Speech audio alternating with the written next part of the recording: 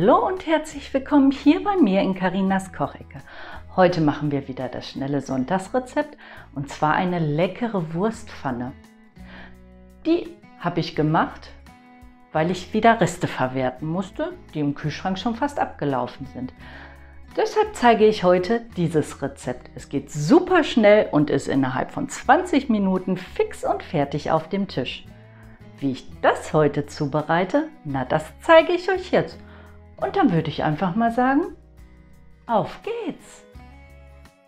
Für das heutige Rezept verwende ich folgende Zutaten: eine halbe Gemüsezwiebel, eine Knoblauchzehe, ca. 200 Gramm Fleischwurst, 2 Bockwürstchen, ein Becher Sahne, 250 Milliliter Brühe, ich habe hier Rinderbrühe genommen und eine 8-Kräuter-Mischung, die ich tiefgefroren noch hatte. Alle Zutaten und die Beschreibung des Rezepts findet ihr wie immer auch in meiner Videobeschreibung. Als erstes schneiden wir die Fleischwurst klein. Die schneide ich in Würfelchen. Dazu schneide ich sie zuerst in Scheiben, dann einmal in Streifen und dann könnt ihr ganz einfach Würfel herunterschneiden. Die Bockwürstchen, die könnt ihr ganz einfach in gleichmäßige Scheiben herunterschneiden. Die Zwiebel, die schneiden wir einfach nur in ganz dünne Streifen herunter. Dazu legen wir die Zwiebel quer und schneiden einfach der Länge nach herunter.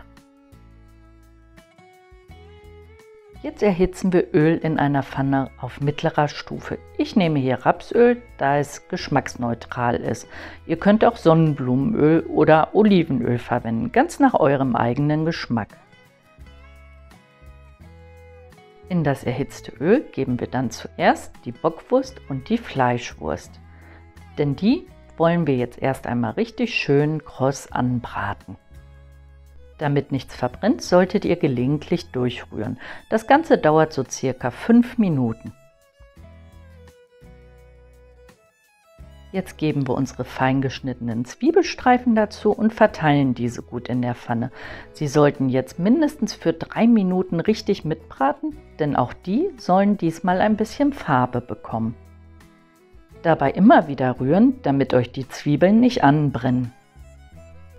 Wenn die Zwiebeln Farbe haben, drücke ich die Knoblauchzehe durch meine Knoblauchpresse. Falls ihr keine haben solltet, könnt ihr sie auch ganz fein mit einem Messer hacken. Jetzt sollte das Ganze noch mal für 1 Minute richtig schön mitbraten. Wenn alles schön Farbe bekommen hat, wird das Ganze mit einem Becher Sahne und der Rinderbrühe abgelöscht. Dann gebt ihr direkt eure Kräuter dazu. Ich habe hier eine 8-Kräuter-Mischung tiefgefroren genommen. Ihr könnt aber die Kräuter verwenden, die ihr gerade zur Hand habt. Notfalls kann man es auch ganz ohne Kräuter machen. Aber ich finde persönlich, Kräuter geben diesem Gericht noch einen gewissen Pfiff. Jetzt wird das Ganze abgedeckt und erstmal für 5 Minuten auf mittlerer Hitze köcheln lassen. Nun wird das Ganze erstmal noch gewürzt. Ich würze hier mit einem Teelöffel Paprika edelsüß, ein bisschen Pfeffer, dann nehmt ihr einfach nach eurem eigenen Ermessen und einem gestrichenen Teelöffel Salz. Jetzt wird natürlich einmal richtig gut durchgerührt, damit sich die Gewürze auch im gesamten Gericht gut verteilen können.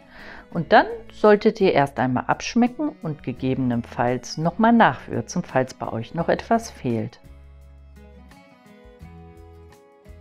Ich binde das Ganze jetzt noch mit angerührter Speisestärke ab.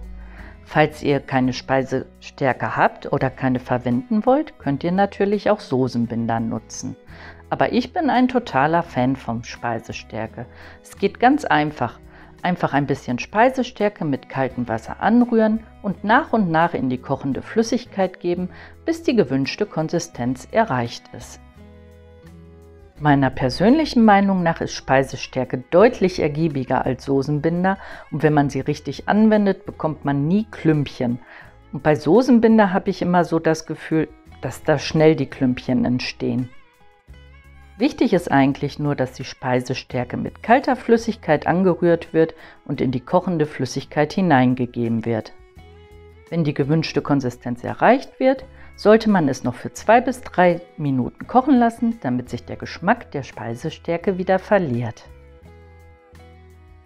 Ja, und hier ist es auch schon. Das super leckere Mittagessen nach 20 Minuten fertig.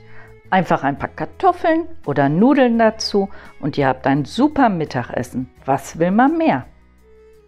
Ja, ich hoffe, mein schnelles Sonntagsrezept hat euch heute wieder gefallen. Dann würde ich mich freuen, wenn ihr beim nächsten Mal auch wieder mit dabei seid. Hier bei mir in Carinas Kochecke. Bis zum nächsten Mal dann. Tschüss!